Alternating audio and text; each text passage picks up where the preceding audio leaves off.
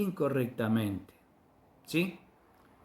Vamos a analizar la segunda parte que habla del respeto a las autoridades y ahora un poco más en detalle. ¿Sí? Versículos 13 al 17.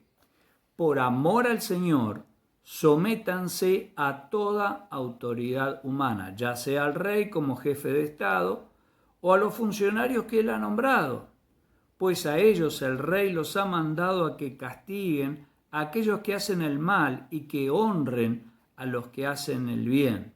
La voluntad de Dios es que la vida honorable de ustedes haga callar a la gente ignorante que los acusa sin fundamento alguno. Pues ustedes son libres, pero a la vez son esclavos de Dios. O eso es actuar como personas libres que no se valen de su libertad para disimular su maldad. Así que, continúa el texto, no usen su libertad como una excusa para hacer el mal. Versículo 17 como un cierre. Respeten a todos, amen a la familia de creyentes, teman a Dios y respeten al rey. ¿Sí? Este tema de la autoridad, ¿cuánto nos cuesta? ¿Sí? Siempre el hombre se vio sujeto y se vio confrontado con esta sujeción a una autoridad. ¿Sí?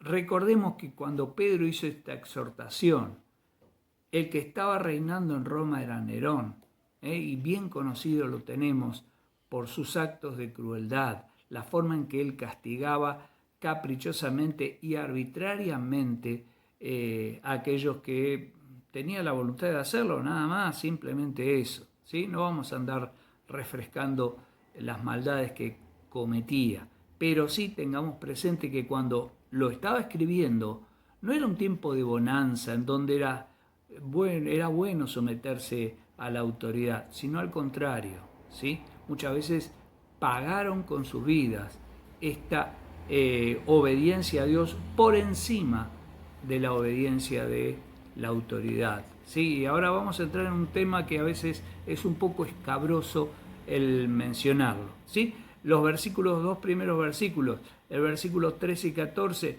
nos da la exhortación. ¿Sí? Tenemos que someternos a toda autoridad humana.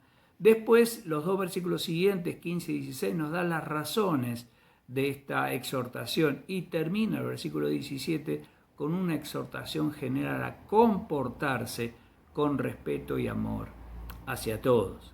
¿Sí? El motivo manifestado para esta conducta es el amor al Señor y considerando además que toda autoridad procede de Dios. ¿Sí? Dice Romanos capítulo 13, versículo 1. Toda persona debe someterse a las autoridades de gobierno, pues toda autoridad proviene de Dios y los que ocupan puestos de autoridad están allí colocados por Dios. Y a veces se nos complica entender esto que toda autoridad es puesta por Dios, cuando esta autoridad se comporta de manera totalmente ilógica, ¿sí? Persiguiendo a quienes son sus hijos. ¿Sí? Tenemos muchos ejemplos a lo largo de la historia, pero la palabra, Pablo ahí en Romanos dice, toda autoridad es permitida, es puesta por Dios, ¿sí? Y esa autoridad proviene de Dios y va bajando a cada uno de los estamentos hasta que llega a nosotros, ¿sí?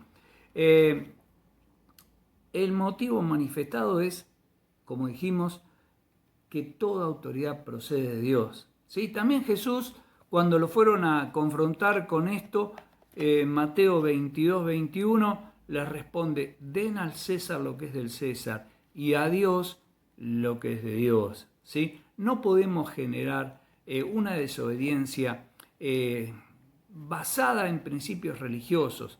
Tengamos cuidado, tampoco tenemos que tener, como dijimos hace tiempo, una obediencia debida que, justifica nuestra forma de actuar incorrecta o opuesta a la voluntad de Dios. ¿Sí? El creyente cristiano está obligado a someterse a las autoridades y a actuar y acatando el régimen constituido mientras no se nos quiera forzar a hacer algo que es claramente contrario a la voluntad expresa de Dios. ¿Sí?